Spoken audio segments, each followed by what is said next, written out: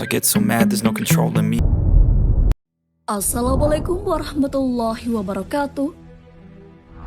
Indonesia berada di jauh timur Mesir, sehingga kecil kemungkinan ada hubungan yang intens antara kedua wilayah tersebut.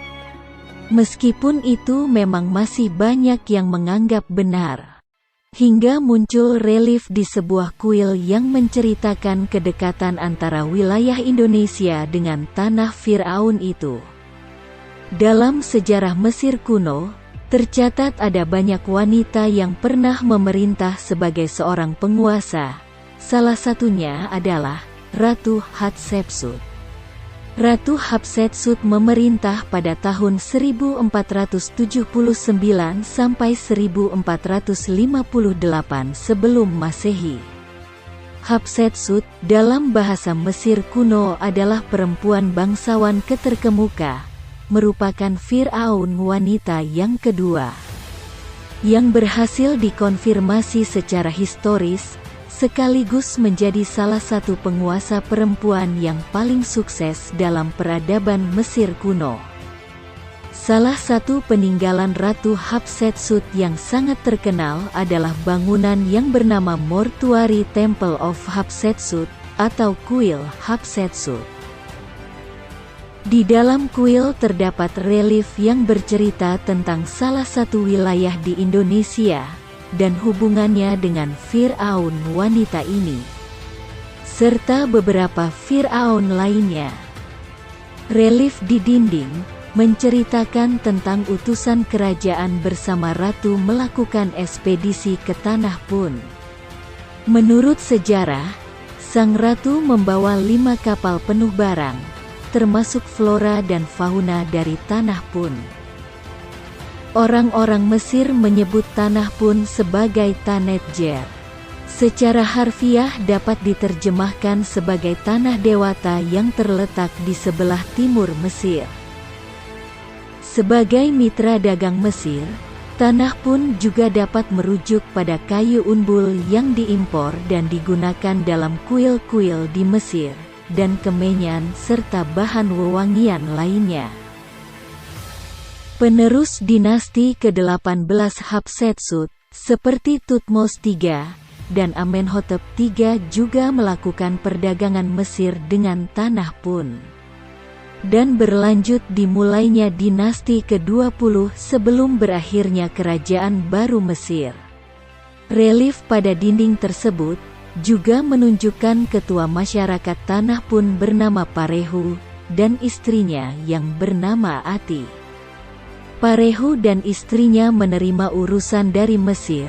Dari deskripsi yang masih terbaca, Tanah Pun adalah sebuah masyarakat yang damai dan makmur, dan tampaknya memiliki berbagai macam barang perdagangan.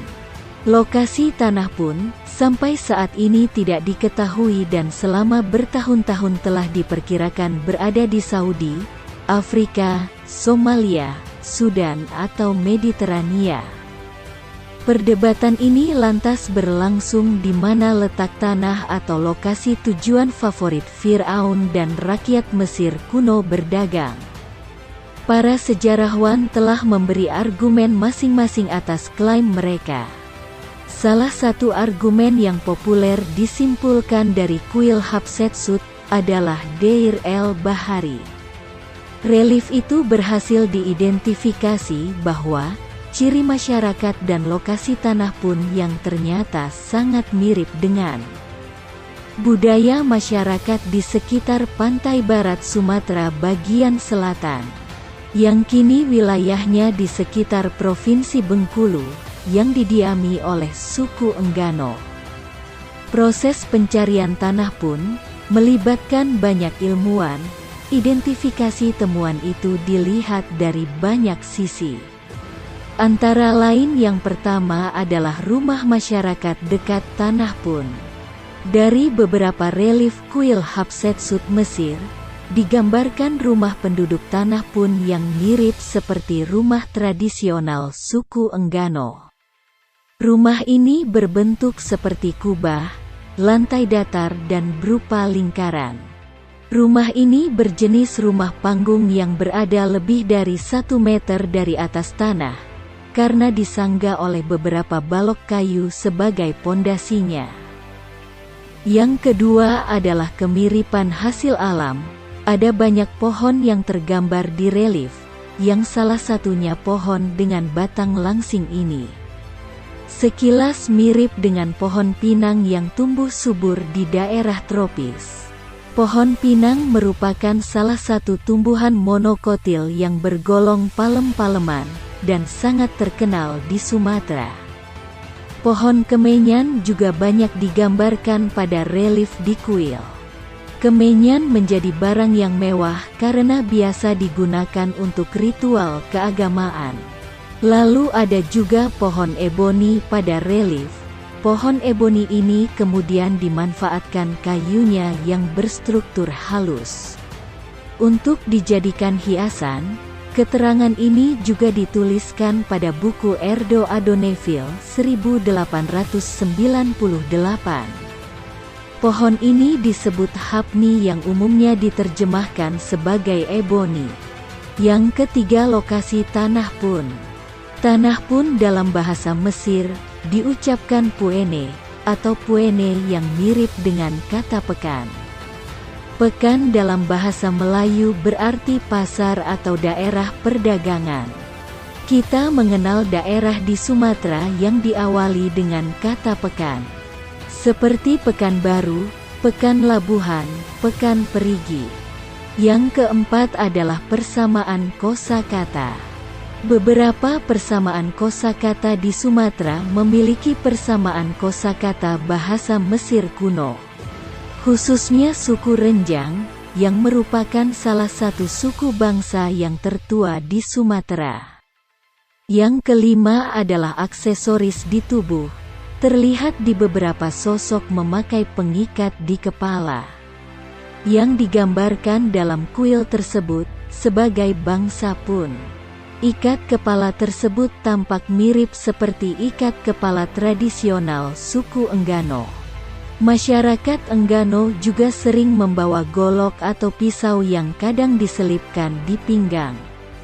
Hal itu pun serupa dengan gambaran pada relief. Dalam legenda Nusantara, tanah pun dikenal juga dengan Australo-Melanesit. Namanya diambil dari leluhur mereka yang bernama Put bin Ham bin Nabi Nuh. Diceritakan setelah kerusakan selepas bencana di masa Nabi Nuh, yang tersisa tinggal keluarga Nabi Nuh serta para pengikutnya. Penduduk Nusantara diperkirakan mulai dari 2 kabilah, yakni keluarga Put bin Ham bin Nuh, dan keluarga Sin bin Amr bin Subel bin Nabi Nuh. Keluarga Put bin Ham bertempat tinggal di dataran tinggi sepanjang Bukit Barisan Sumatera. Sebagiannya lagi di Sri Lanka yakni India. Sementara keluarga Sin bin Amr, sebagian besar bertempat tinggal di wilayah Sundaland, daerah dataran rendah antara Sumatera, Semenanjung, Kalimantan dan Jawa. Namun karena sekitar tahun 9600 sebelum Masehi, Sundaland tenggelam, dan memaksa mereka mencari daerah lain hingga akhirnya sampai ke daerah keturunan Put bin Ham. Mereka kemudian berbaur dan memunculkan bangsa baru, yaitu bangsa Australo-Melanesit, yang kemudian wilayahnya dikenal dengan nama Tanah Pun. Oke sahabat, sampai di sini pengetahuan yang dapat kami sampaikan, kurang dan lebihnya mohon dimaafkan, karena keterbatasan kami dalam menggali informasinya. Sampai jumpa di video selanjutnya.